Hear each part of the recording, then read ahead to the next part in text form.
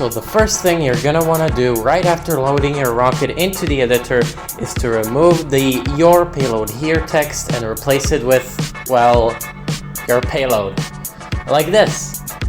This is my transfer stage for one of my upcoming missions, and it weighs 800 tons.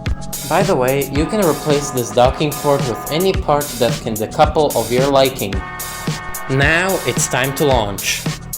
Now, for those of you who are using the blueprint without the Launchpad, you should probably skip to this timestamp. But for everyone else, I'm going to give a brief explanation of how it works. So, the first stage moves all the solar panels and landing legs into position. The second then switches the subcounter from 999 to 1000. The third and fourth just retract these solar panels in 2 stages because, cool cinematics, I guess. Now, before staging for the 5th time, you're gonna wanna turn on the ignition and turn up the throttle to 100% because this stage activates a rocket engine which swings the launch tower out of the way. And the 6th stage just swings these landing legs out of the way. Alright, welcome timestamp skippers, it's time to launch this thing. The ascent is pretty straightforward.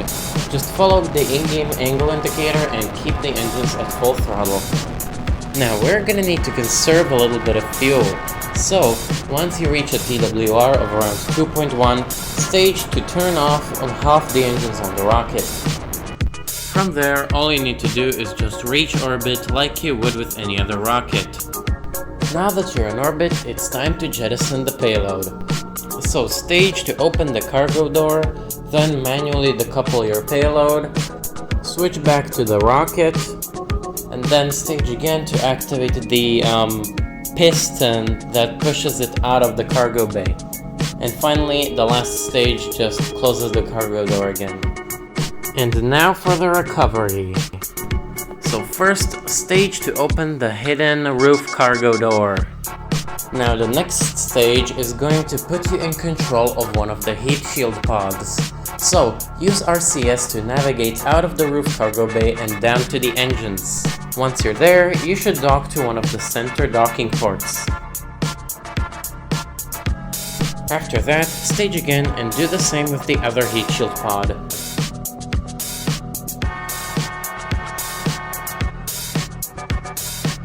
And finally, stage again to close the roof cargo door.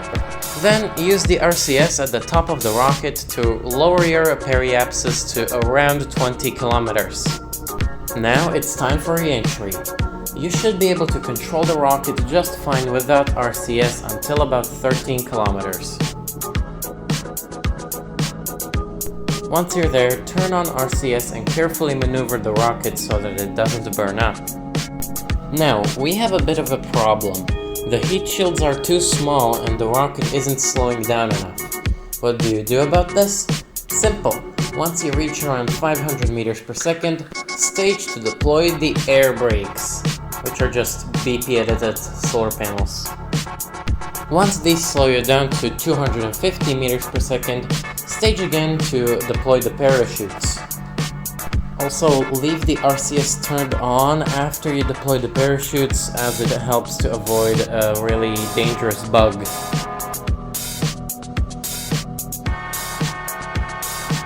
And touchdown! Lastly, if you want to use this rocket in a YouTube video, you can, just please credit me.